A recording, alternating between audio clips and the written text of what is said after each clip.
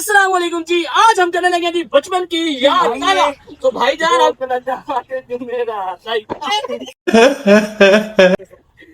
जिन्ने अगे पीछे मुंह कीता हुंदी शामत आई है। ओ अगल जुमेरात आई है।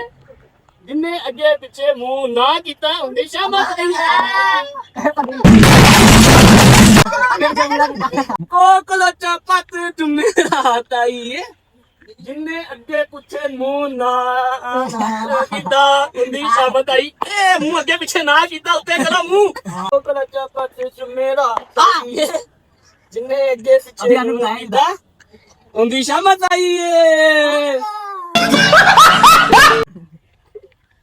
जिन्ने अगे पिछे मुंह ना कीता शामत का क्या ही नहीं। शामत का क्या नहीं क्या मतलब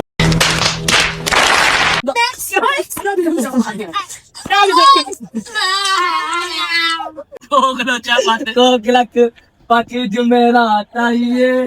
जेड़ा एक दूजे वाला वेख नहीं शामत आई। वो एक दूजे वाले जुमेरात आई है।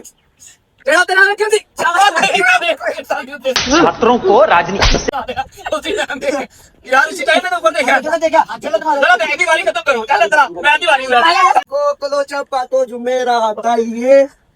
जेड़ा उते ना वेखे ओदी शामत आई है। जेड़ा उते वेखे ओदी खत्म। कोकलो चपा तो जुमेरात आई है।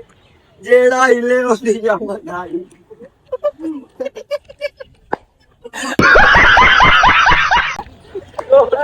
कोकलो चपा तो जुमेरात आई है। तेरे बोले ओदी शामत आई है। कोकलो चपा तो यार मेरे मन भारी जा रहा है साडे बहुत है ने ਇਹਨੇ ਦਾ ਹੱਥ ਬੜਾ ਝਾਕ ਬੰਦਾ ਸਭਾ ਕੋ जुमेरात आई है। जेड़ा थले वेखे ओदी शामत आई है। अरे कहना क्या चाहते हो? तो ले गाइस आपके बॉस की हाथ जोड़ लिया आपके बॉस ने हरामी हो बेटा। जुमेरात आई है। जेड़ा चले